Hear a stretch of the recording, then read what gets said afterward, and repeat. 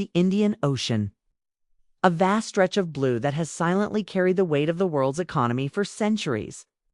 Ships loaded with oil, gas, coal, iron ore, electronics, and billions worth of goods sail across these waters every single day. But today, this ocean is not just about trade. It is about power, influence, and survival. And at the very heart of this new geopolitical storm stand two giants of Asia, India, and China. One calls this ocean its backyard. The other treats it as its lifeline.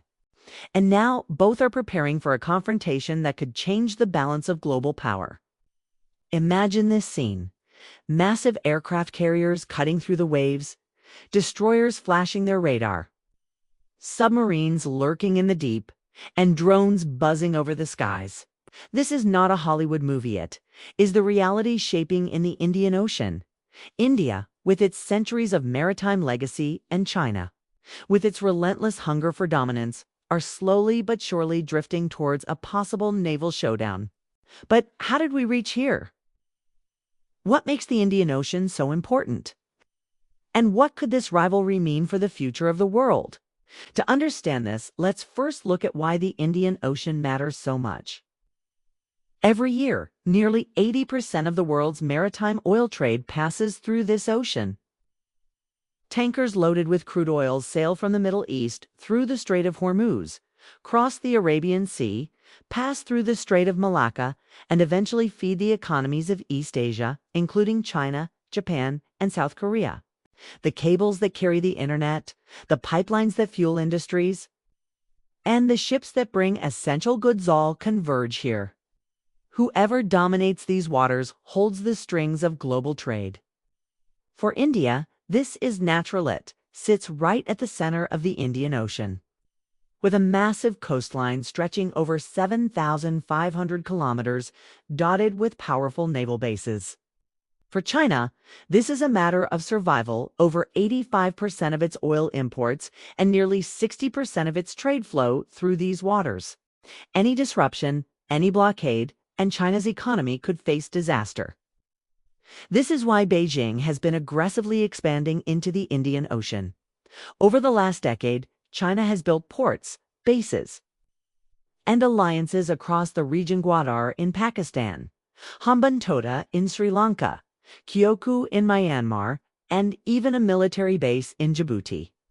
Analysts call this the string of pearls, a chain of strategic outposts encircling India. But India is not sitting quietly. It has responded by strengthening its own naval might, modernizing warships, commissioning aircraft carriers like INS Vikrant, and establishing a strong presence in the Andaman and Nicobar Islands, the very choke point that can cut off Chinese shipping lanes. Now let's talk numbers, because in geopolitics, numbers often speak louder than words.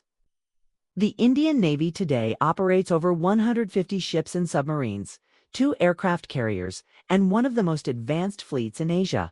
Its nuclear-powered submarine Arihant is capable of launching ballistic missiles, giving India a credible second strike capability.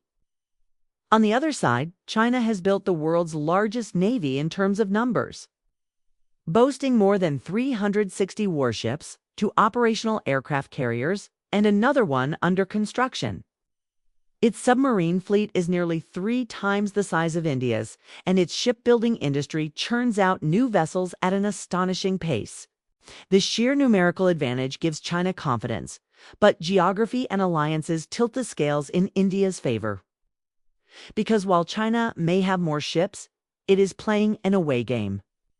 Every mile its navy sails into the Indian Ocean stretches its supply lines and increases its vulnerability. India, on the other hand, is defending its home turf. It can launch patrols, resupply ships, and maintain surveillance with relative ease. And then there is the matter of alliances. India has strengthened its role in the QUAD alliance, along with the United States, Japan, and Australia.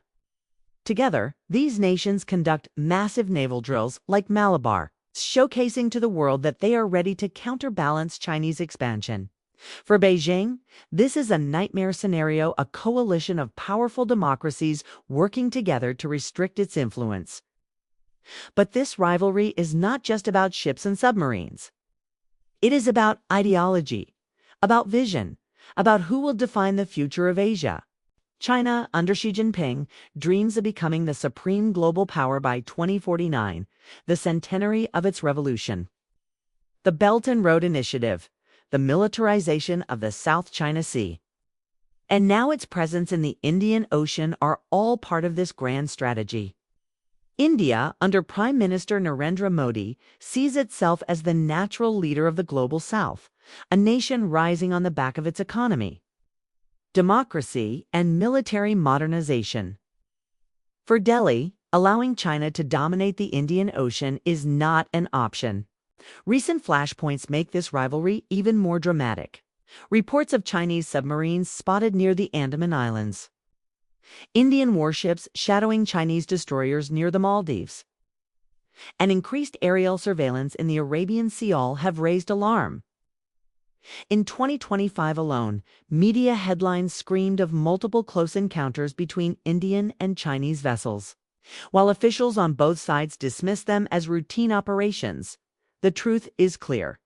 Mistrust is deepening, and every incident adds fuel to the fire. So what happens next? Analysts see three possible futures. The first is a cold standoff where both sides continue to flex muscles but avoid open conflict. This is the most likely scenario, as neither India nor China wants to disrupt global trade or trigger an economic crisis. The second possibility is a proxy conflict, smaller naval skirmishes, cyber attacks, or even disruption of undersea cables. This would allow both nations to test each other without escalating into full-blown war. The third and most dangerous scenario is a full showdown, a regional war that drags in other powers like the US, Japan, and Australia. Such a conflict could cripple global trade, spike oil prices, and even risk nuclear escalation. The world is watching closely because the outcome of this rivalry will not just affect India or China. It will reshape the very structure of global power. If China succeeds in dominating the Indian Ocean, it will tighten its grip on world trade, pushing the US and its allies into retreat. If India manages to block China, it will cement its position as the new guardian of the Indo-Pacific.